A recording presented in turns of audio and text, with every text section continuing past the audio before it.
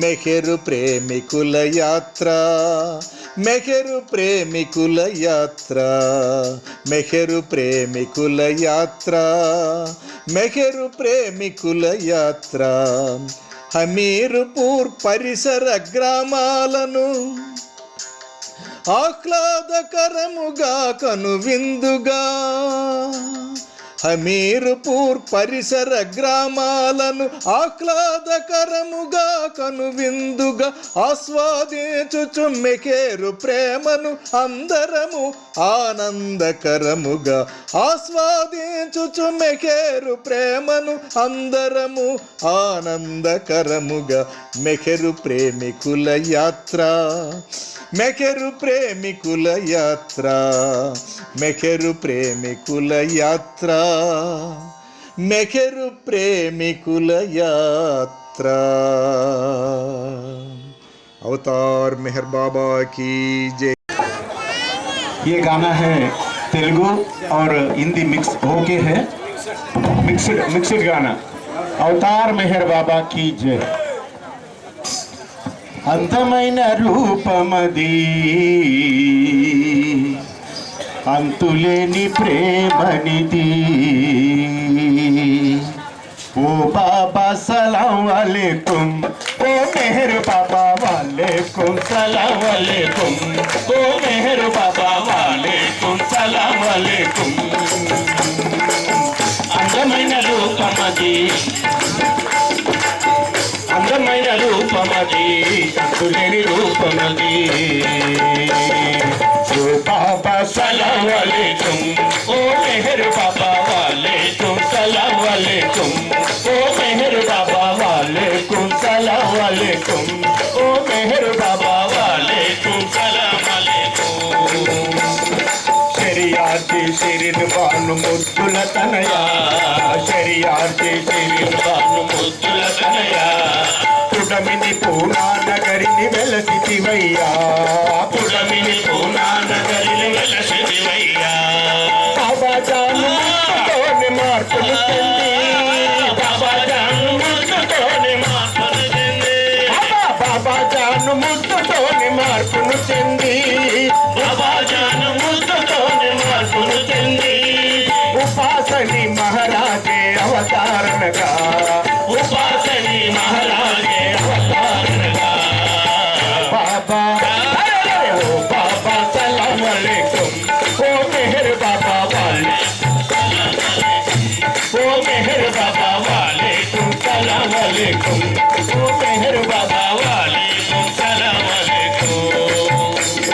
कहाँ वहाँ कहाँ तुम मेहर नाम हो, कहाँ वहाँ कहाँ तुम मेहर नाम हो. आगे पीछे आजू बाजू मेहर लो हो, आगे पीछे आजू बाजू मेहर लो हो. ओ मालिक तेरे नाम लेके आऊंगा, ओ मालिक तेरे नाम लेके आऊंगा, ओ मालिक तेरे नाम लेके आऊंगा, ओ मालिक तेरे नाम लेके आऊंगा.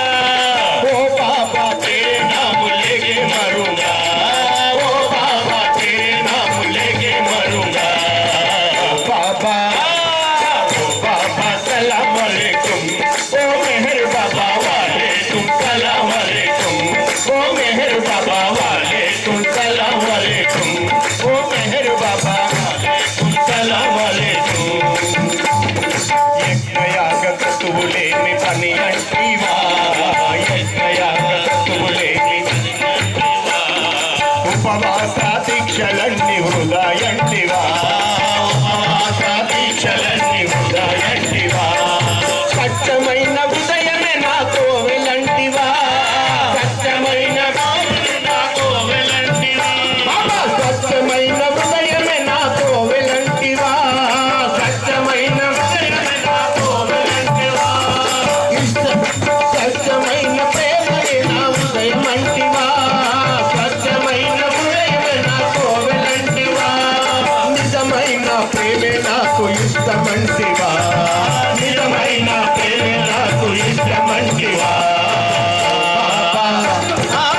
बाबा सलाम वालेकुम, ओ मेहर बाबा वालेकुम सलाम वालेकुम, ओ मेहर కుష్టు రోగులకు సేవలు చేసితివయ్యా కుష్టు రోగులకు సేవలు చేసితివయ్యా మస్తులను మార్గములో నడిపితివయ్యా మస్తులను మార్గములో నడిపితివయ్యా నీ మౌనమే నాకు మంచి మార్గమైనది నీ మౌనమే నాకు మంచి మార్గమైనది నీ మౌనమే నాకు మంచి మార్గమైనది నీ మౌనమే నాకు మంచి మార్గమైనది వెలిగించిన దునియంత పవిత్రమైనది వెలిగించిన దునియంత పవిత్రమైనది ఓ బాబా సలాం अलैकुम ओ मेहर बाबा वालेकुम सलाम अलैकुम ओ मेहर बाबा वालेकुम सलाम अलैकुम ओ मेहर बाबा वालेकुम सलाम अलैकुम ओ मेहर बाबा वालेकुम सलाम अलैकुम ओ मेहर बाबा वालेकुम सलाम अलैकुम अवतार मेहर बाबा की नेक्स्ट अवतार मेहर बाबा की जय। ओ हो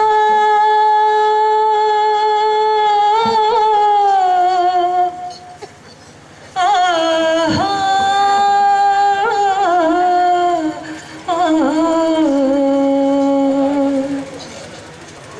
ओ लाल मेरे है ओ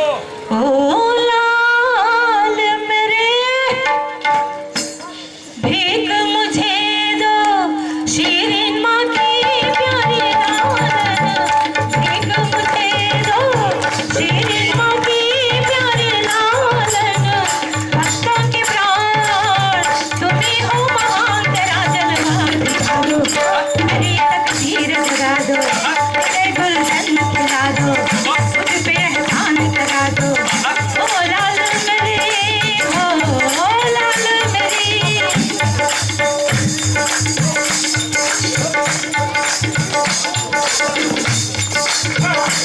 सारे जहां में तेरी नौबत बाजे सारे जहां में तेरी नौबत बाजे सारे जहां में तेरी नौबत बाजे आका मेरे मालिक मांगू मैं दर्शन दर्शन आका मेरे मालिक आका मेरे मालिक मांगू मैं दर्शन दर्शन भक्तों के प्राण तुम्ही हो महान तेरा जलवा दिखा दो खुदा का नूर दिखा दो आँखों में चांद भर दो पहाड़े जन्नत कर दो तेरा जलवा दिखा दो लाल मेरे हो लाल मेरे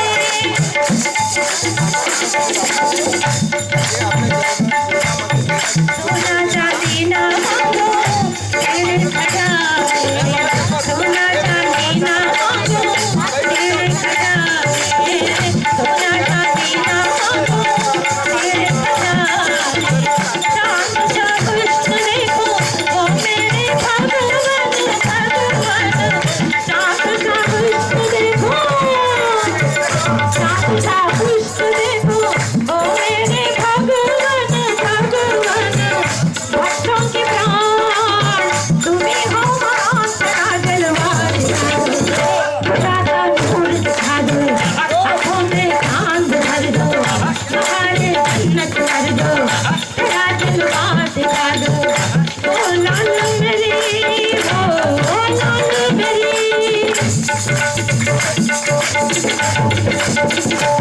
प्यास लगी है दीदारे करम की प्यास लगी है दीदारे करम की प्यास लगी है दीदारे करम की रो रो के मर जाऊं आओ मेरे झूले लालन रो रो के मर जाऊं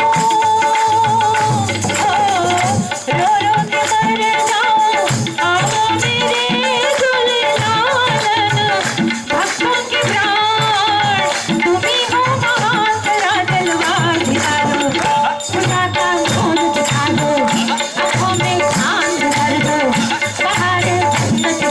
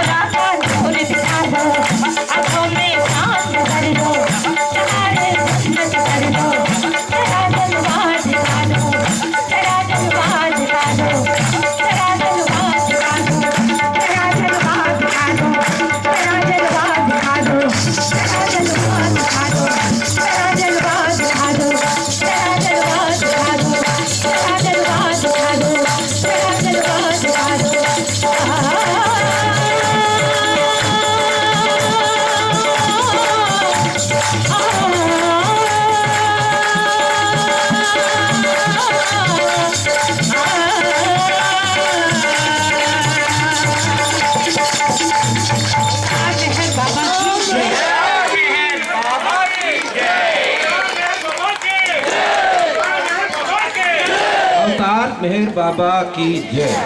अब हम जिस समय का हमें इंतजार है, हमारे बीच में कभी ए हकीकते मंतजर नजर आ लिबासे मजाज में। लिबासे मजाज यानी सगुण साकार भौतिक शरीर में। हे निर्गुण निराकार ईश्वर, कभी आप सगुण साकार रूप में हमारे सामने आइए। कभी ए हकीकते मुंतजिर नजर आ लिबासे मजाज में कि हजारों सजदे तड़प रहे हैं मेरे जबीने नियाज में।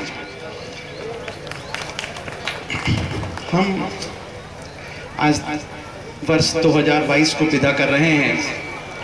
मैं थोड़ी सी 15-20 मिनट जो राजेश भैया ने दिए हैं उसमें वार्ता को समाप्त करने का प्रयास करूंगा। 100 वर्ष पहले वर्ष 1922 में जब बाबा ने जनवरी 1922 को उपासनी महाराज का आश्रम छोड़ा था, तो उपासनी महाराज ने सबसे पहले बाबा को ये कहा था कि आप अवतार हो। और उस समय बाबा वहाँ से अलग होते समय बहुत रोए थे। बाबा ने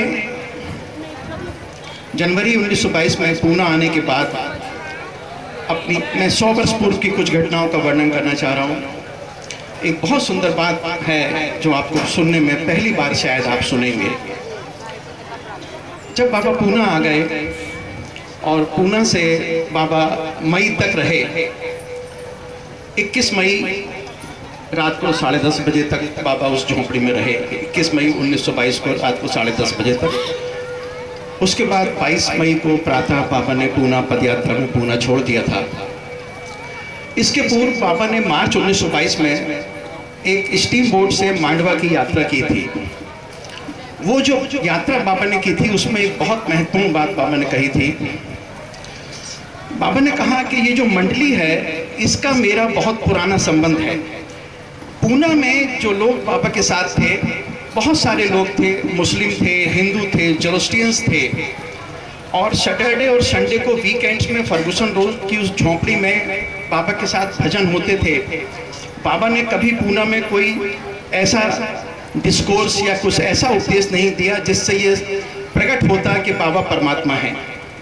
और वो सब लोग 45, 46, 47 लोग जो वहाँ इकट्ठे होते थे बाबा को अपना मित्र मानते थे, अपना सखा।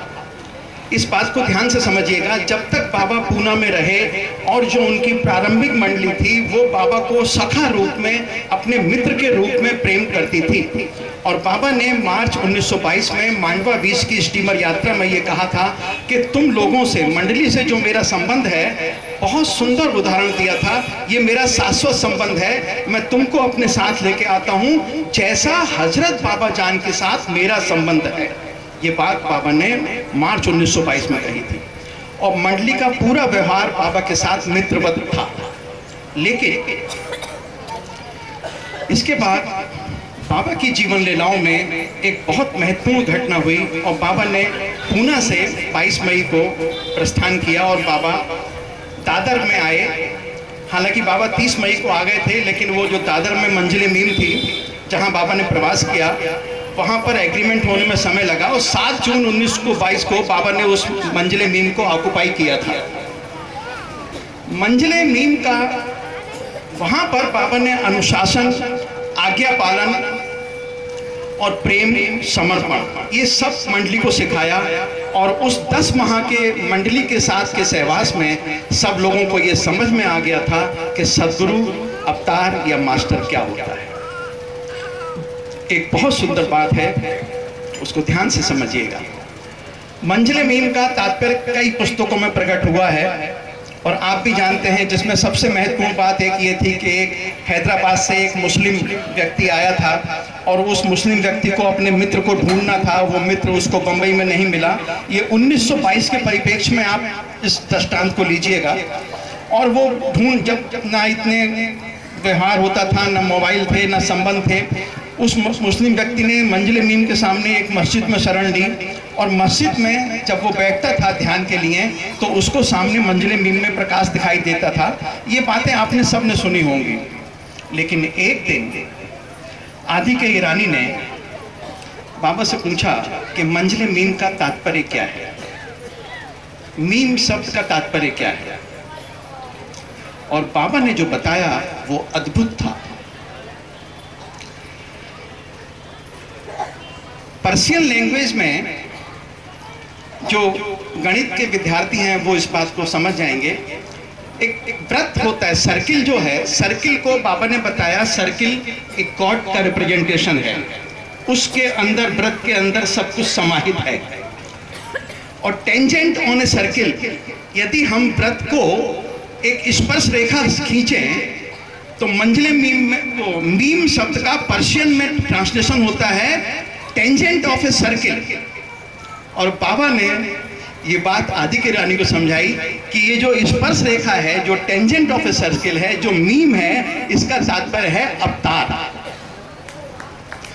ये बाबा ने आदि की रानी को समझाया। और उस समय बाबा ने एक बात समझिएगा, अवतार शब्द का प्रयोग नहीं किया था, बाबा ने उस समय सद्गुरु शब्द का प्रयोग किया। मैं आपको बताता हूँ, जो ये है पुस्तकों में, एक सर्किल है और सर्किल के ऊपर से एक टेंजेंट गुजरती है, स्पर्श रेखा। बाबा ने स्पर्श रेखा को कहा कि ये सद्गुरु है और सर्किल अवतार है। किसी सर्किल के ऊपर इन्फिनिट टेंजेंट खींची जा सकती है।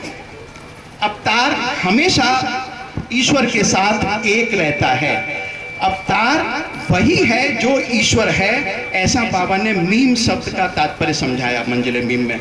और बाद में ये बात बाद में भी आई है, जब आदि के रानी ने दोबारा उनसे पूछा अनेक वर्षों के बाद, तब बाबा ने कहा कि मीम का तात्पर्य होता है वो शख्स, वो अवतार जो ईश्वर के साथ एक है। ये बाबा ने मंजिले मीम का तात्पर्य आदि के रानी को अपने जीवन में 2 बार बताया।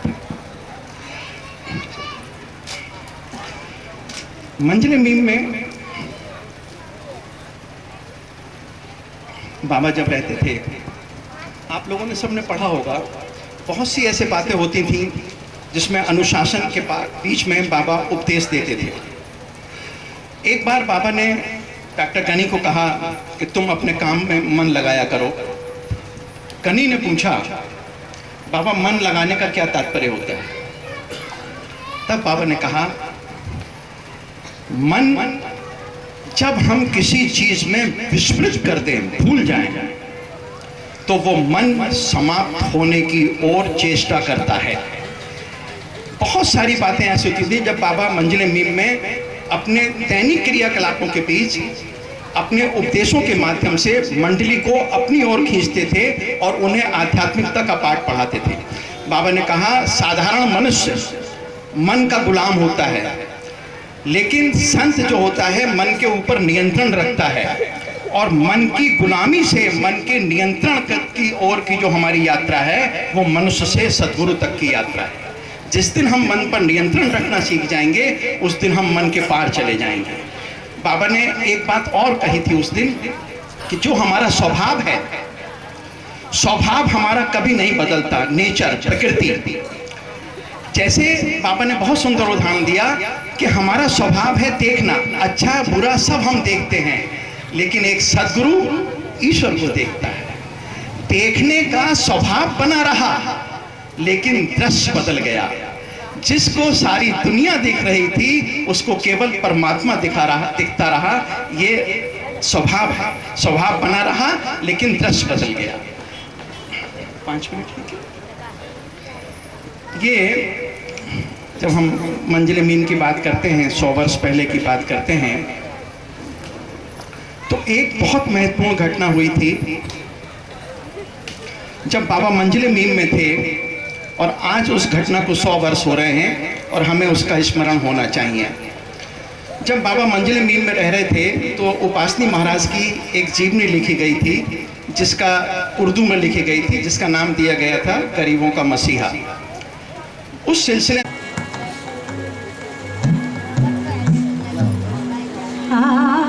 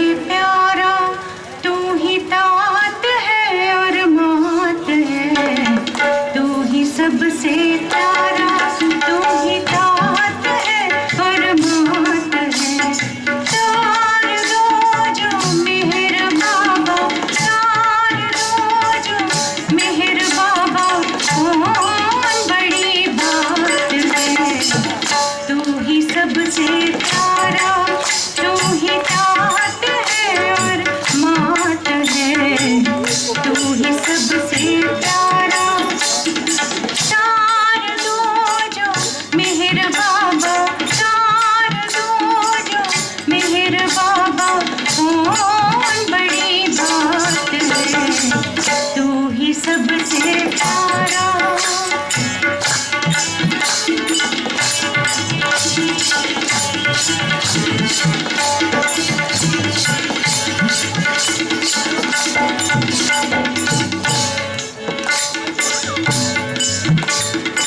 लोक वेद सब ही विद हो, दीन दुखी के प्यारे तुम।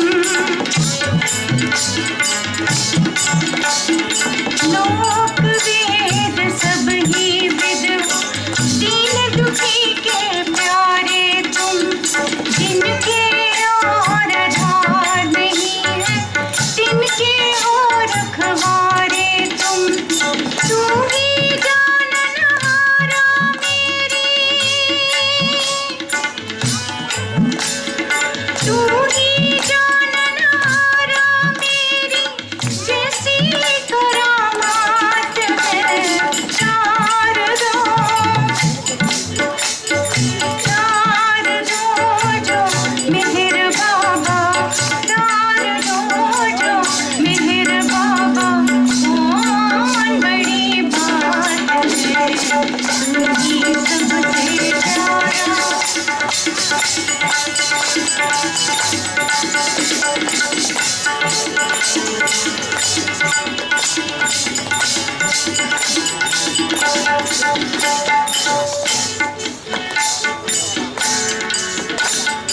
जग जंजाल भुला कर बाबा, तेरी गुलामी चाहूं मैं।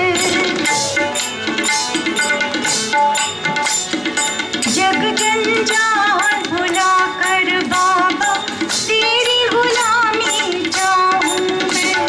तेरी कृपा की नजर रहे और तेरी ही कहलाऊं मैं। मन बच कर्म से प्यारे बाबा, मन बच कर्म से प्यारे बाबा, ध्यान तुम्हें दिन रात है शारदो। शारदो जो मेहर बाबा, शारदो जो मेहर बाबा, कौन बड़ी बात है, तू ही सबसे प्यारा।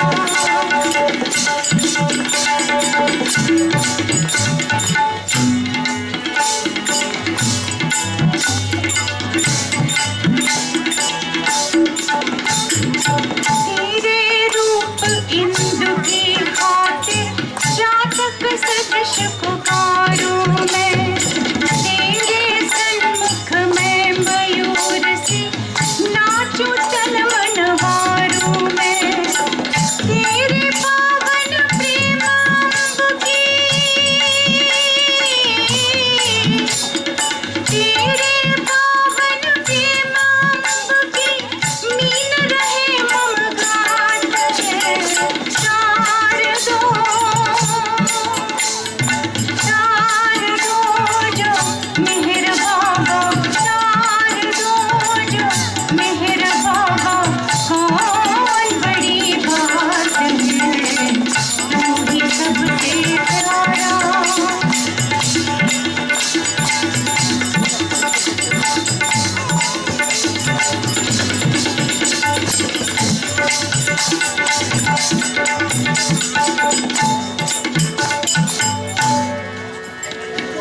शुभ मुख चंद्र चकोर रहूं, तेरा ही दर्शन पाऊं मैं।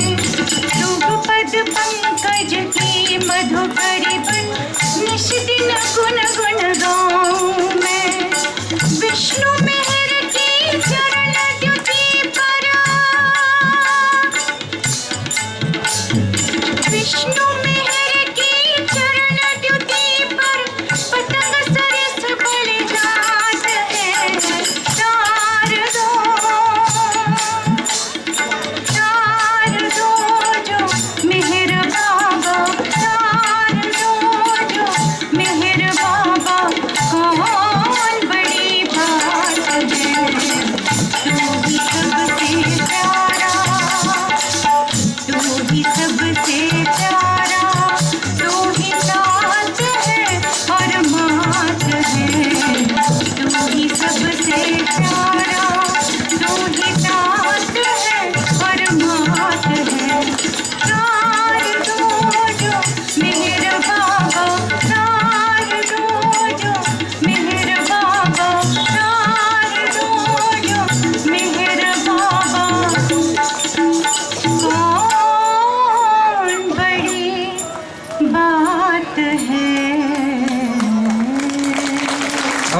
अवतार मेहर बाबा की जय, अवतार मेहर बाबा की जय। इसके भजन के बाद हमारे बीच में श्री प्रकाश जी गाजियाबाद जी, प्रकाश जी गाजियाबाद से हैं। आप अक्सर सब जगह आप बाबा के कार्यक्रमों में जाते हैं, तो आप उनको सुनिए। अवतार मेहर बाबा की जय। बोलो अवतार मेहर भगवान की। इधर से आवाज नहीं आई है। बोलो अवतार मेहर भगवान की। इधर बड़े रह गए। बोलो अवतार मेहर भगवान की। शब्दों की आग को, शब्दों की आग को आंसुओं से बुझा लेता हूँ। मैं प्रभु के चरणों में प्रकाश गाता है, सारे प्रेमियों की दुआएं लेता हूँ। बोलो अवतार मेहर भगवान की।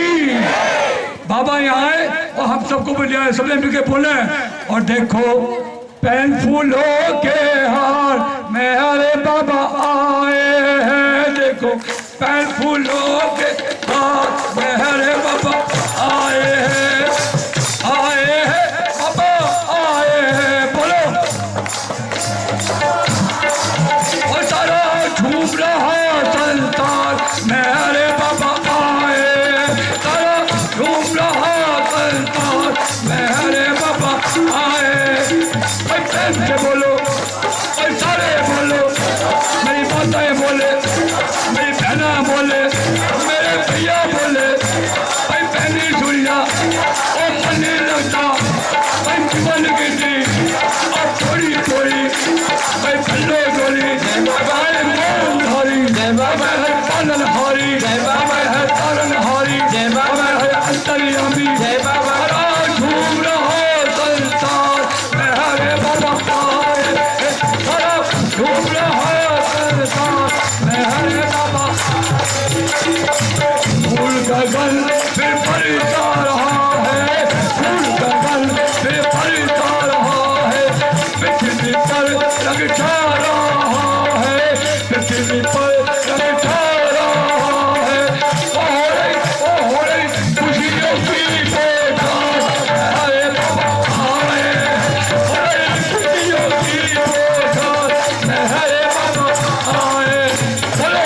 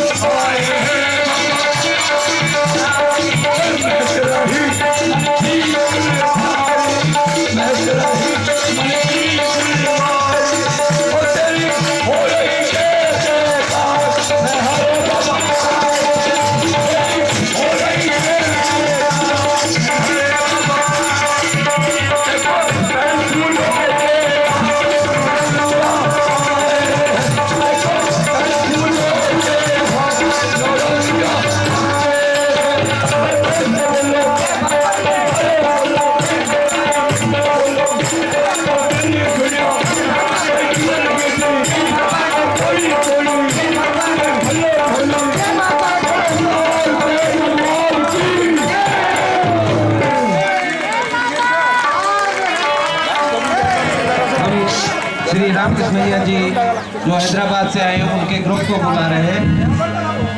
वो अपने ग्रुप के 2 भजन प्रस्तुत करेंगे। श्री रामकृष्णैया जी ग्रुप। जाना ओ मेहर पिया मिलके बिछड़ मत जाना, मिलके बिछड़ मत जाना, ओ मेहर पिया मिलके बिछड़ मत जाना। जब से देखी है तुम्हारी सूरतिया, जब से देखी है तुम्हारी सूरतिया, ये दिल में सदमा नहीं है मेहर पिया, ये दिल में सदमा नहीं है मेहर पिया, मिलके बिछड़ मत जाना, ओ मेहर पिया मिलके बिछड़ मत जाना, मिलके बिछड़ मत जाना, ओ मेहर पिया मिलके बिछड़ मत जाना।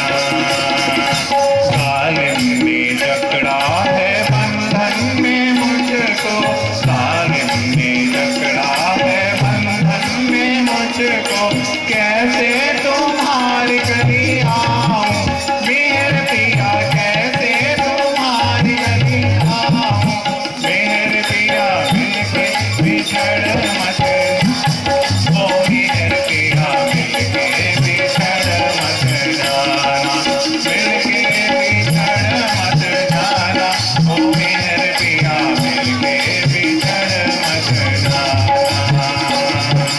ताहिर में रूठना मातिम में मिलना, ताहिर में रूठना मातिम में मिलना, कैसी ये रुसवाई तेरी मेहर पिया, कैसी ये रुसवाई तेरी मेहर पिया, मिलके बिछड़ मत जाना, ओ मेहर पिया मिलके बिछड़ मत जाना, मिलके बिछड़ जाना, ओ मेहर पिया मिलके बिछड़ मत जाना।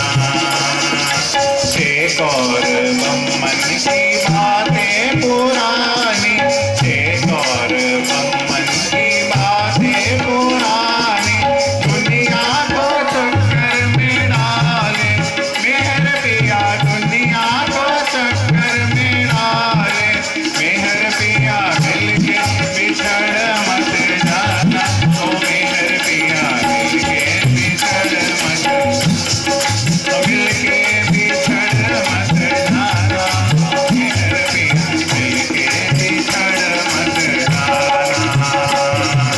मन को जो मारे दिल से पुकारे, मन को जो मारे दिल से पुकारे, फौरन वो तुमको ही देखे मेहर पिया, फौरन वो तुमको ही देखे मेहर पिया, मिलके बिछड़ मत जाना, ओ मेहर पिया मिलके बिछड़ मत जाना, मिलके बिछड़ मत जाना, ओ मेहर पिया मिलके बिछड़ मत जाना।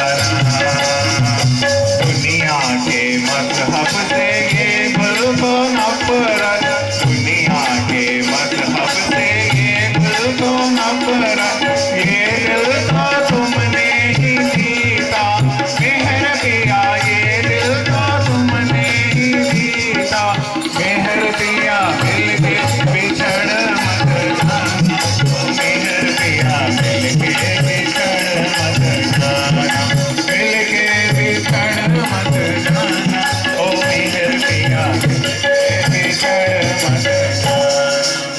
अवतार मेहर बाबा की जय। हमारे सेंटर की तरफ से सब प्रेमी आप सबको मेहर बाबा की जय। बाबा कह रहे हैं अवतार मेहर। बाबा ने बोला है हमीरपुर मेरा हार्ट है और आंध्रा साउथ इंडिया मेरा माइंड है। तो आज हम देख रहे हैं माइंड का और हार्ट का कॉम्बिनेशन है। तो ये सबसे ग्रेट बात है कि हार्ट और माइंड एक साथ आ गए वाले हैं। 170 लोग आंध्र से आए विदर्भ से भी काफ़ी लोग आए। उसके बाद हम देख रहे यूपी से भी काफ़ी लोग बाबा लो रहे, और इसमें बहुत सारे नए नए चेहरे दिख रहे हैं, नए नए लोग दिख रहे हैं। पुराने लोग तो बहुत सारे अभी ओल्ड भी हो गए, कुछ बाबा के पास चले गए, और नए चेहरे नए ये हो रहे हैं। तो उसके लिए मैं अपने जो भाव प्रेमी हैं यहाँ पर कौन कौन आए हैं, तो हमारे रामकृष्णैया जी ने करीब 170 लोग का ग्रुप लाए, रोनेकर जी ने यहाँ से अमरावती से विदर्भ से काफ़ी बड़ा ग्रुप लेकर आए। उसके बाद वर्धा से भी बहुत सारे बाबा प्रेमी आए हैं, सावत जी, बोधनकर जी हैं, सायरे हमारे सावनेर से, कुंबले जो अभी 2 मिनट पहले बोले, जगह जगह बाबा की फिल्म दिखाते हैं, बाबा का वर्क कर रहे हैं, और उसके वजह से भी काफ़ी लोग बाबा के करीब आ रहे हैं। उसके बाद हम देखते हैं पुराने लोग तो बहुत सारे हैं, पर नए नए लोग भी बहुत सारे बाबा से जुड़ रहे हैं। निगम जी हैं, लखनऊ से आए हैं, चंद्रमोहन है, वो मेराबाद वासी है, वहाँ से आए, बहरोज आई है, बाकी बहुत सारे नए नए लोग भी दिख रहे हैं यहाँ पर। तो सबको मैं जय बाबा करता हूँ, और वही आप बोले वही रास्ते, वही आप बोले वही रास्ते, वही जलन, सोच दिल की कमी नहीं, जो आग तुमने दिल में लगाई लगी हुई है बुझी नहीं। तो वो आग हम देख रहे हैं आज लगी वाली। और बाबा 1952 को फायरी फ्री लाइफ, अग्निमय मुक्त जीवन बाबा का था, और 15 नवंबर से बाबा ने शुरू किया था 1952, और हम देखते उसमें बाबा यहाँ पर आए थे, और वो आग लगाकर बाबा गए। क्या आग कौन सी लगाई? आग बाबा ने ये लगाई जो हमारे विकार है उसको ऐसी आग लगा दी कि वो खत्म हो रहे, वो जल रहे, और ये हमको आखिरी तक जलना है। वो बोलते हैं ना क्या लकड़ी जली कोयला बनी, कोयला जली राख, लकड़ी जली कोयला बनी, कोयला जली राख, और मैं ऐसी जली का कोयला बनी ना राख।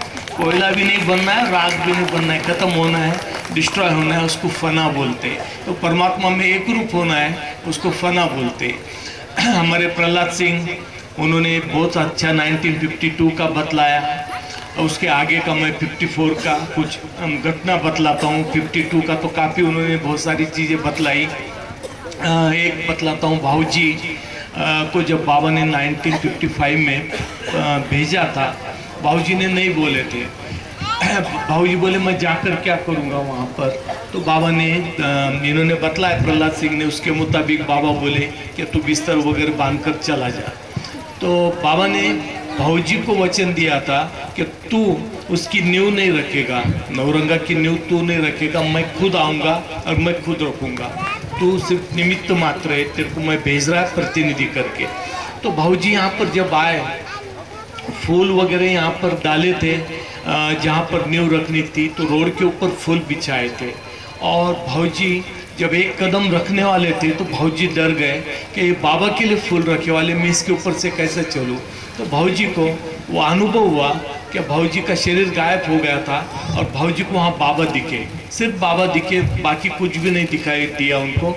और फिर उसके ऊपर से बाबा चले, और जब तक वो नींव वगैरह जो रखा, फाउंडेशन किया, तब तक बाबा वहाँ पर मौजूद थे, और भाऊजी खुद को महसूस नहीं कर रहे थे, और वहाँ पर बाबा की मौजूदगी भाऊजी महसूस कर रहे थे। ये सबसे बड़ी बात है।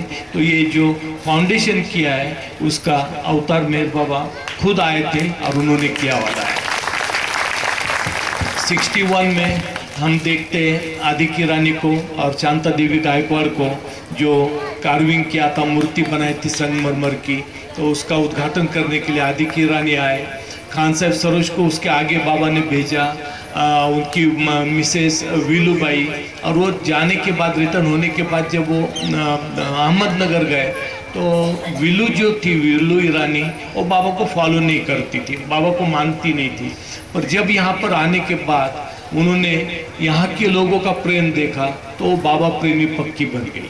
वीलू ईरानी जो थी वो पक्की बाबा प्रेमी बन गई। तो वो प्रेम के अंदर वो शक्ति है, जहाँ प्रेम है तहाँ नेम नहीं, नहीं बुद्धि व्यवहार। जहाँ प्रेम है तहाँ नेम नहीं, नहीं बुद्धि व्यवहार। और प्रेम मगन जब मन भया, कौन गिने तिथिवार। तो कोई तिथि नहीं, वार नहीं। जब प्रेम के अंदर होता है तो उसको बोलने की भी जरूरत नहीं होती कि तिथि कौन सी है, वार कौन सा।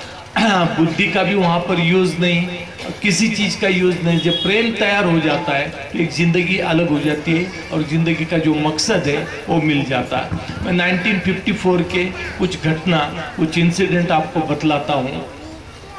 1948 से बाबा का यहाँ पर कार्य शुरू हुआ। बाबा दास जो थे वो यहाँ पर आए थे, काफ़ी लोगों से मिले। उसमें हमारे बाबू राम प्रसाद जी थे, दूसरे काफ़ी लोग थे, पुकार जी थे, केशव बाबू थे। पुकार जी तो कम्युनिस्ट लीडर थे। फिर धीरे धीरे उनके अंदर वो बाबा की जो प्रेरणा आ गई और काफ़ी लोग बाबा से वो बाबा दास के कांटेक्ट में आ गए और फिर धीरे धीरे यहाँ पर ये बाबा का वर्क शुरू हो गया। बाबा 1952 को हमारे प्रहलाद सिंह ने जो बतलाया उसका थोड़ा पहले का मैं बतलाता हूँ कि 14 नवंबर को बाबा मेहराजाद से मेहराबाद आए। 1952 14 नवंबर को मेहराबाद आने के बाद बाबा ने 20 लोगों का ग्रुप लेकर बाबा साकोरी गए। साकोरी में बाबा ने, जहाँ पर बाबा रुके थे, 5.5 महीने बाबा रहे थे। तो बाबा ने हर जगह, वहाँ एक दत्त का मंदिर है, बाबा ने वहाँ पर नमन किया। उसके बाद जो भी उपासनी महाराज के स्थान थे उसका नमन किया। और उसके बाद बाबा उपासनी महाराज की जो समाधि थी तो बाबा ने वहाँ पर सर मत्था टिकाया। मंडली के लोगों को बोला अपना मत्था समाधि पे टिकाओ, और बाबा ने बोला कि उपासनी महाराज यहाँ पर मौजूद है, दूसरी जगह नहीं है करके। ये बाबा ने बोलने के बाद जो कुटी थी बनाई गई थी, वहाँ पर बाबा ने बोले मैं और उपासनी महाराज ने उनके साथ मैंने कार्य किया। और जैसा मेरा स्थाना में बाबा ने अवतार मेहर बाबा की जय डिक्लेयर किया, वैसा उपासनी महाराज ने वो कुटी के अंदर बाबा को अवतार करके डिक्लेयर किया कि तो अवतार है, मेहर बाबा तो अवतार है करके। तो वहाँ पर होने के बाद बाबा साईं बाबा के वहाँ पर गए, शिरडी में साईं बाबा के समाधि में मत्था टेके। फिर उसके बाद अपन द्वारका माई जो बोलते मस्जिद, जहाँ पर साईं बाबा हर आधा घंटा रोज कुरान शरीफ सुनते थे, तो वहाँ पर बाबा गए, वहाँ पर मत्था टेका। बहुत सारी जगह जो जहाँ जहाँ भी साईं बाबा बैठते थे बाबा ने मत्था टेका। उसके बाद बाबा पुणे गए और हजरत बाबा जान का दरगाह रात को 2 बजे बंद था, क्लोज था। तो मुजावर को बुलाया गया और वो दरगाह खोले, और दरगाह खोलने के बाद बाबा ने वहाँ मत्था टेका। मत्था टेकने के बाद मंडली के लोगों को बोला दर्शन लो, और फिर मंडली के लोगों को लेकर बाबा आगे पुणे के बाबा प्रेमियों को साथ लिए, फिर बॉम्बे, और फिर वहाँ से बाबा कानपुर आए। 3rd क्लास में बाबा आए। आयरीन कॉनबियर करके एक अमेरिकन लेडी थी, वो आई थी। मेहर जी को बाबा ने बतलाया कि उसको भी हमीरपुर का सब बाबा प्रेमियों का दर्शन कराना है। तो कॉनबियर को 1st क्लास कंपार्टमेंट में मेहर जी के साथ कानपुर आ गई, वो पहले आ गई। और उसके बाद बाबा 3rd क्लास में आए। तो 3rd क्लास में बाबा आते थे तो परमात्मा जब आता है तो नई नेचुरल लाइफ, नैसर्गिक लाइफ परमात्मा व्यतीत करता है। परमात्मा हमारे बीच में आता है तो हमारे साथ रहने के लिए आता है, हमारे साथ खेलने के लिए आता है। खेल में आध्यात्मिकता सिखाता है। वो सीरियस मूड में नहीं रहता है, वो खेल में सब कुछ करता है। तो ट्रेन के अंदर बाबा जाल भाई, उसके बाद ढाके पलकर थे, उनको बाबा ने जोक कहने के लिए बतलाए। तो जोक बतलाते थे बाबा को, अलग अलग जोक बतलाते थे, बाबा को खुश रखते थे। हमारे शत्रुघ्न कुमार है, बाबा कहानी सुनते थे कि कहानी बतला ट्रेन के अंदर। तो यह है परमात्मा से एकरूप होना। अब पूजा करेंगे, भक्ति करेंगे, वर्शिप करेंगे, शरीयत करेंगे, तो परमात्मा अलग होता है और हम अलग होते हैं। दोनों अलग अलग होता है, दोनों के बीच में पर्दा गिरता है।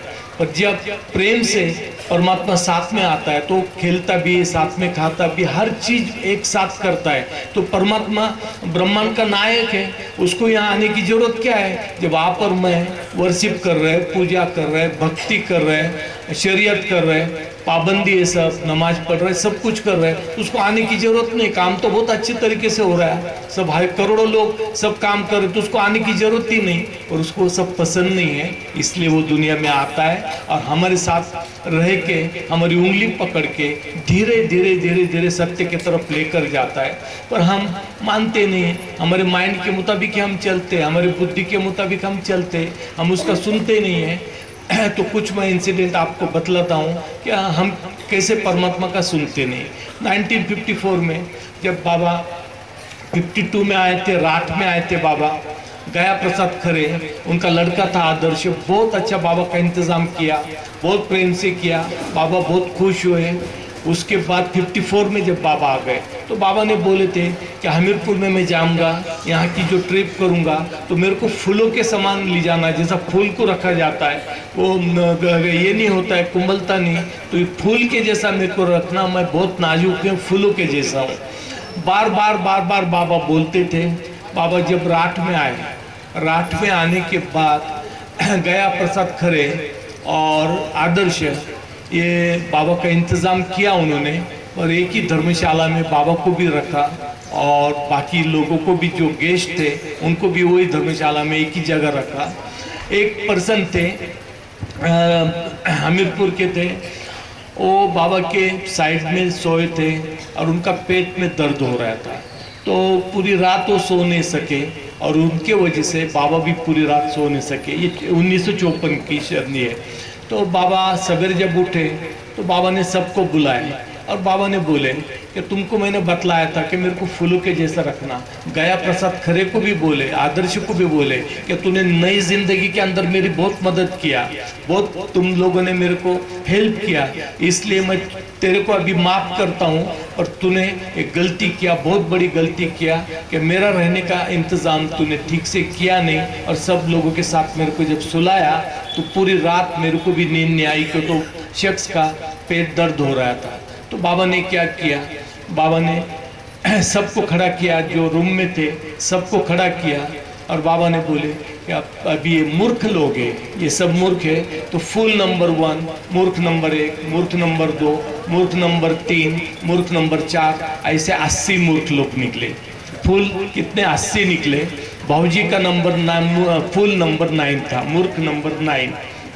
बाद में ये बाबा प्रेमी जब लेटर लिखते थे तो लेटर के ऊपर लिखते थे मूर्ख नंबर कितना है, वो 80 लोग। और ये चीज़ें हम ध्यान में रखेंगे कि बाबा ने हमको सिखाया है कि परमात्मा को कैसा फूलों के जैसा रखना, उसका मानना, उसका सुनना। हम 700 करोड़ हैं, हम परमात्मा का सुनते नहीं, अपने दिल का ही लगाते, ईश्वर को मानते मानते बोलते और उनके मुताबिक चलने का प्रयास नहीं करते।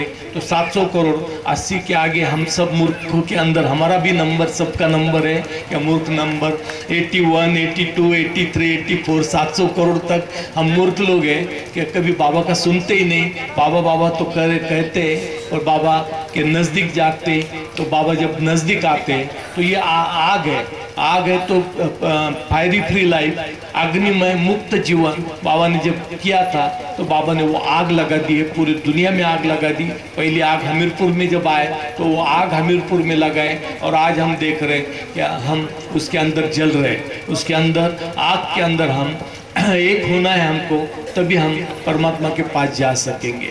अभी हम देखते हैं कि एक शेर होता है, लाखों हिरन है, हम सब डियर है, हम सब हिरन ही है। बाबा बाबा तो कहते जंगल में घूम रहे, बाबा का नाम ले रहे, सब कर रहे, पर जब बाबा नज़दीक आते हैं तो हम दूर भागते हैं। शेर जब नज़दीक आता है तो हिरन क्या करते, डर के दूर भागने लगते कि वो तो शेर पकड़ेगा, और शेर तो पीछे लगा है सबके हमारे, पर जब आता है नज़दीक हो तो हम उससे डर के दूर भागते। तो फिर हम उसमें एक रूप कैसे होंगे।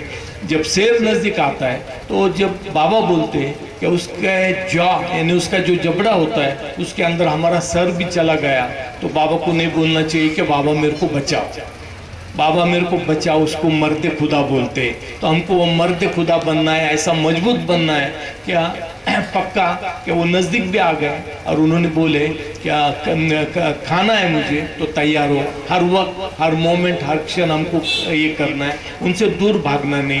ये तो लुका छिपी का वो बोलते ना, भीखा फकीरी कठिन है, बीका फकीरी कठिन है, बहुत अच्छा आबिदा परवीन का है वो ये लुका धाबी खेल, हाइड एंड सीक का खेल। बीका फकीरी कठिन है, लुका धाबी खेल छीना पानी का खेल होता है। कभी परमात्मा छिपता है, हम उसको खोजने जाते हैं, और कभी हम छिपते तो हम उसको, वो हमको खोजने आता है। तो ये सिलसिला काउंटलेस साल से चला है कि बीका फकीरी कठिन है, लुका धाबी खेल, फूके झुग्गा अपना तब साहिब से मेल। तो अपना झुग्गा अपने को फूकना पड़ेगा, अपना सर्वस्व नाश करना पड़ेगा, अपने आप को उसको समर्पित करना पड़ेगा, अपने आप को उसको अर्पण करना पड़ेगा। वो है आध्यात्मिकता। और आध्यात्मिकता में तो एक को ख़त्म होना है, एक को अपना आइडेंटिफिकेशन ख़त्म करना है, तो उसके आइडेंटिफिकेशन में उसके अंदर समा जाएंगे, नहीं तो उसके अंदर हम समा नहीं सकते। दोनों के अलग अलग आइडेंटिफिकेशन रहेंगे तो लाखों सालों से, करोड़ों साल से हम घूम रहे फिर रहे, साइकिल रिसाइकिल, तो उसमें से हमको निकलना है। बाबा मेरा स्थाना में थे, मेरा स्थाना में शत्रुघ्न कुमार, उसके बाद पेंडू जी थे। तो उनका एक संवाद है, वो मैं आपको बतलाता हूँ। तो मेरा स्थाना में नज़दीक जब वो कुट्टी बन गई थी, केशव बाबू ने ये किया था, उनके भाई थे, उनके ब्रदर मुकुंद जी और बाकी लोगों ने, सब ने मिलके बाबा के प्रेम में वो कुट्टी बनाई थी मेरा स्थाना। तो वहाँ पर जब बाबा ने दर्शन दिया, बाबा ने बोर्ड के ऊपर, अल्फ़ाबेटिक बोर्ड के ऊपर अपने आप को अवतार मेहर बाबा की जय प्रथमता बोले वहाँ पर, और वो एरेज भाई ने वो बोर्ड पढ़कर बतलाया। तो वो स्थान है मेरा स्थाना, महुआ के पास का, आप लोगों को पता है। तो वहाँ पर क्या हो गया, क्या बाबा प्रेमी ने अभी चप्पल वगैरह जूते रखे थे, हमने ये साइड को रखे थे, हमारे एक बाबा प्रेमी ने उठाकर वो प्रेम से उधर वो साइड को रख दिए। तो यहाँ पर क्या हुआ, मना किया था। शत्रुघ्न कुमार जो थे वो कमांडर इन चीफ बनाए थे बाबा ने। बाबा सबको अलग अलग बनाते थे, रोज अलग अलग नाम देते थे, अलग एक करते थे। तो कमांडर इन चीफ और पेंडू जी को कंट्रोलर बनाए थे। तो पेंडू जी कंट्रोलर थे और एक कमांडर इन चीफ थे। तो वहाँ पर जब बाबा प्रेमियों को बतलाया गया कि कुटी के पास चप्पल नहीं रखना, तो सब लोगों ने कुटी के नज़दीक चप्पल छोड़ दिया। तो कुमार जी जो थे वो फ्रीडम फाइटर भी थे, बहुत हार्ड माइंडेड थे, तो उन्होंने सब चप्पल उठाया, दूर फेंक दिया ले जाकर। तो पेंडू जी जो थे वो ये थे कंट्रोलर थे, तो उन्होंने बोला कि तूने गलती किया, चप्पल रख फेंकना नहीं था, चप्पल उठाना था और चप्पल अच्छे कॉर्नर के लिए ऊपर रखना था। अभी लोग कैसा खोजेंगे। वो बोले जब सुनते नहीं लोग तो मैंने बराबर किया। तो दोनों का बहस चालू हो गया, दोनों की लड़ाई चालू हो गई। तो एडवोकेट हरजीवन लाल दिल्ली वाले थे, तो बाबा ने उनको बुलाया, बोले तू एडवोकेट है, तू दोनों का भी झगड़ा खत्म कर दे। तो हरजीवन लाल बोले आप परमात्मा हैं, मैं एडवोकेट रहने से फ़ायदा क्या है, आप ही उनका दोनों का झगड़ा निपटाओ, मैं तो नहीं निपटा सकता। तो बाबा बोले तू तो वकील है। तो हरजीवन लाल बोले मैं वकील है, पर जो मेरे को फीस देता है, पैसा देता है, तो मैं सच्चे का झूठ और झूठ का सच्चा करता हूँ। जो पर्सन मेरे को फीस देगा उसके साइड से मैं, वो झूठा भी है तो उसके साइड से मैं बोलता हूँ, और फीस जहाँ से मिलेगी उसके साइड से मैं बोलूँगा। तो बाबा बोले ये दोनों के पास पैसा नहीं है, तो पैसा देंगे कहाँ से। तो ऐसा करो क्या दोनों मिल लो और दोनों भूल जाओ एक दूसरे को, जो भी गलती हो गई वो भूल जाओ। तो फिर पेंडू और कुमार दोनों मिले और भूल गए। तो हमको क्या करना है, बाबा सेंटर में जब लड़ाई होती, झगड़े होते, ये होते, डिस्प्यूट होता है, तो दुश्मनी नहीं करना है। सब कुछ होता है, लड़ाई करो, एक दूसरे को गाली भी देते, सब कुछ होता है, और उसके बाद हक करो, मिलो और भूल जाओ। ये सबसे महत्वपूर्ण बात है, पर हम वो करते नहीं हैं। हम द्वेष रखते हैं। जो बाबा ने ईर्ष्या, द्वेष, काम, क्रोध, लोभ, मोह, मद, मत्सर, अहंकार ये खत्म करने के लिए बतलाए, हम उसको का पालन करते और उसको साथ में लेकर करते। और फिर ईर्ष्या से एक दूसरे को दिखाना चाहते कि एक न एक दिन मैं उसका बदला लूँगा, रिवेंज लूँगा, और फिर बोलते हम बाबा के प्रेमी हैं। तो वो बोलते हैं ना, कहने से तो मिल जा कुछ खुदा मिलता नहीं, और मेहनत किए बगैर मुनाफा मिलता नहीं। तो मेहनत करना पड़ेगा, ज़िंदगी में त्याग करना पड़ेगा, सरेंडर करना पड़ेगा, शरणागति है। और शरणागति भी कैसी करना है वो भी बाबा ने हमको बतलाया, उसके मुताबिक हमको करना है। बाबा ने हमीरपुर में एक बहुत अच्छी चीज़ बतलाई बाबा ने, कि बाबा बोले भौतिक दुनिया में जो क्रॉस वर्ल्ड है, भौतिक दुनिया में पैसे का जो पैसा होता है उसके हर गति की पै पै का यहाँ पर गिनती होती है, हिसाब होता है। सूक्ष्म जगत के अंदर क्या होता है, सूक्ष्म जगत के अंदर जो शक्ति होती है उसके हर अंश की गिनती होती है, हर अंश की गिनती होती है, छोटे छोटे अंश की भी गिनती होती है। मनोमय जगत में मन के गति की जो होती है उसकी गिनती होती है। परमात्मा अवस्था में सिर्फ परमात्मा की गिनती होती, किसी चीज़ की गिनती नहीं होती।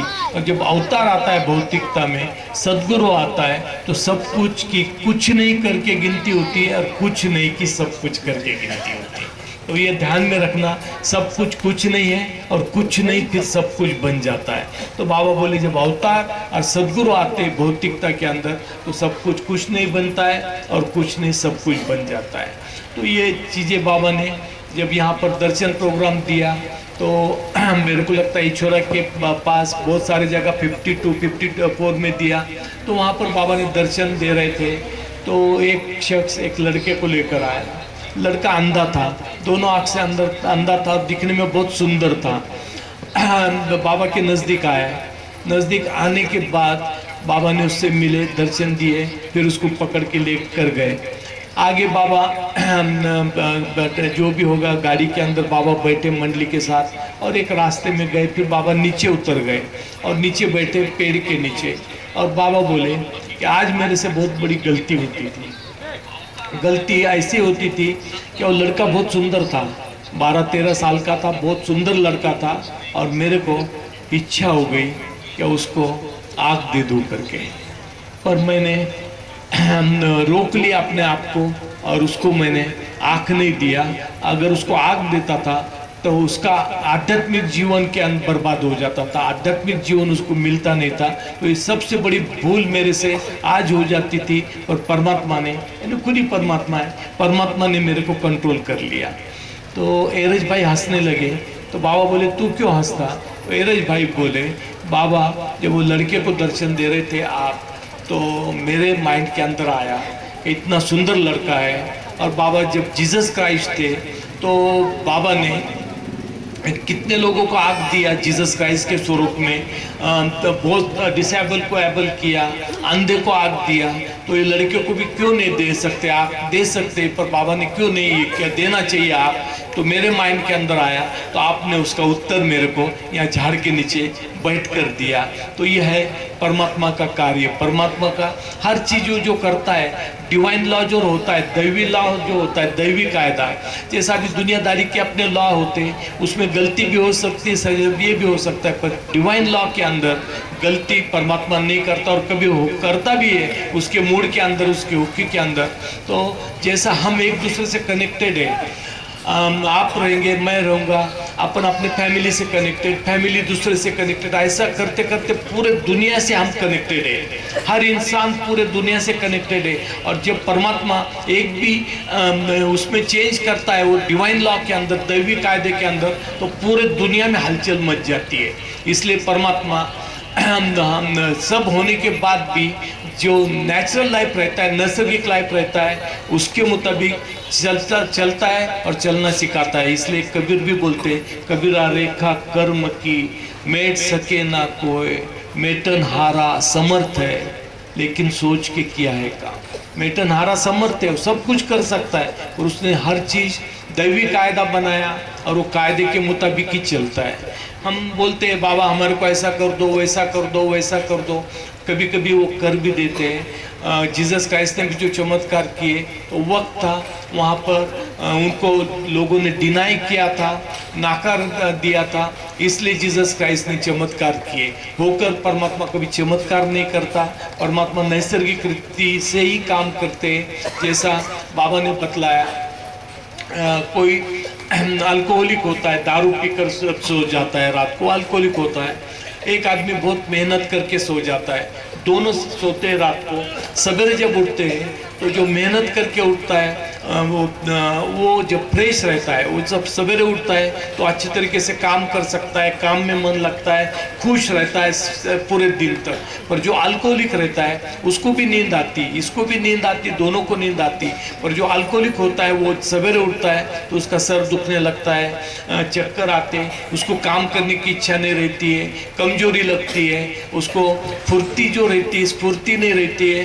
तो नेचुरल जो लाइफ रहता है परमात्मा वो चाहता है।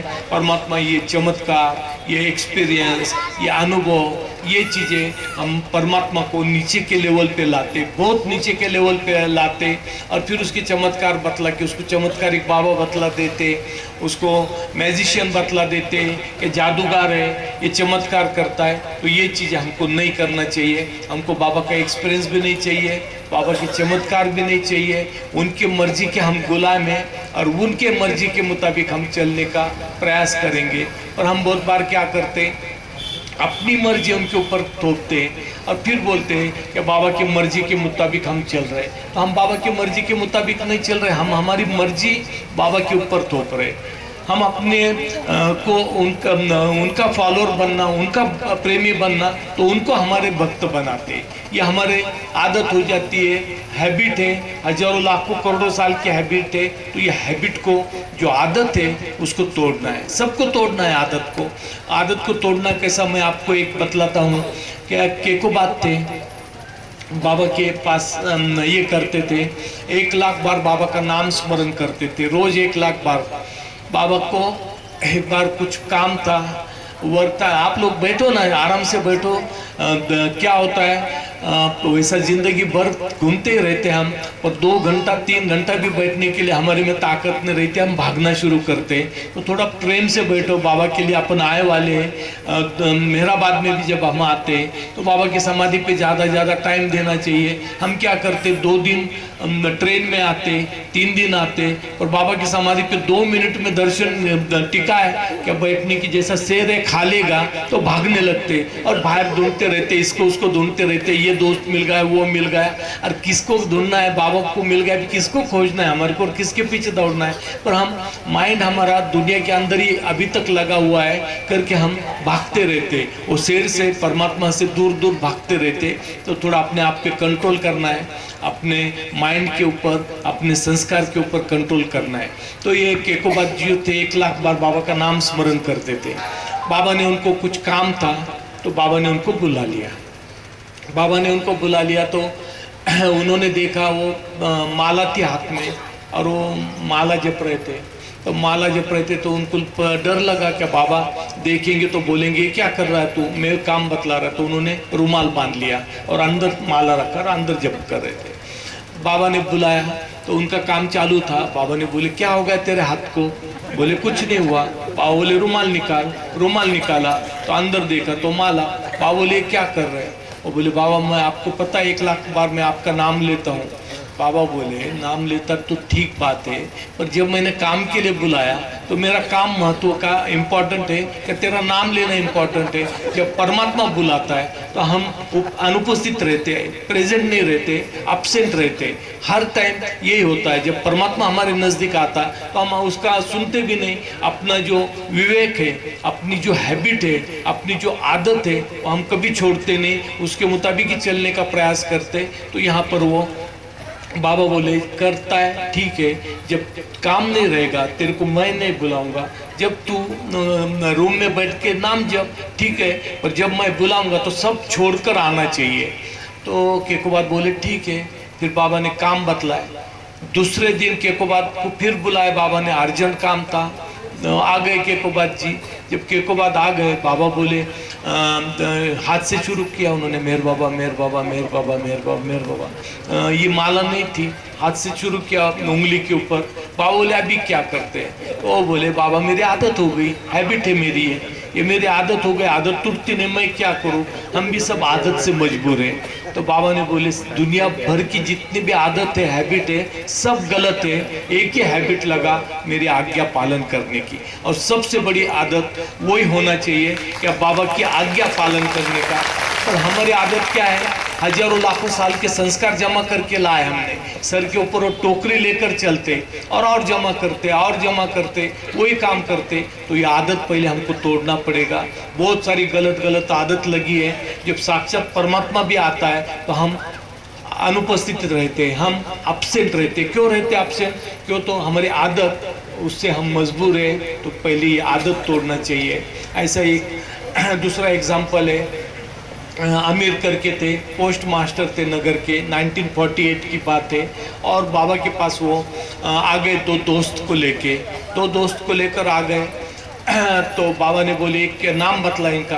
वो बोले गज़ल सिंगर है, ट्रस्ट में खुशरू क्वार्टर्स में आ गए, दोनों गज़ल सिंगर है, बहुत अच्छा गाते। बाबा खुश हो गए। बाबा का मूड था कि वो बोलते ना, नूर ही नूर पिला दे साकी, मैं मंसूर पिला दे साकी, तेरी हर शर्ते अदा वो मिजाज, तेरी हर शर्ते अदा वो मिजाज, मुझको मंजूर ला पिला दे साकी, मैं मंसूर पिला दे साकी, नूर ही नूर पिला दे साकी, तेरी हर शर्ते अदा वो मिजाज, मुझको मंजूर ला पिला दे साकी। तेरे हर शर्त, तेरी अदा, एटीट्यूड, तेरा जो मिजाज है, मूड, वो मेरे को मंजूर है, पर तू डिवाइन मदिरा, डिवाइन वाइन मेरे को पिला दे। और हम उसके मर्जी के गुलाम होना चाहिए। बोलते सब कुछ है पर हमारे सब के लिए होना मुश्किल है। तो अमीर बैठे थे, दोनों गज़ल सिंगर थे, उनके दोस्त आए थे, बाबा ने परिचय कराया। बाबा बोले बहुत अच्छा। बाबा का मूड था, मिजाज मूड था बाबा का। बाबा बोले चलो सुनाओ गज़ल मेरे को, एक एक गज़ल के लिए बोले।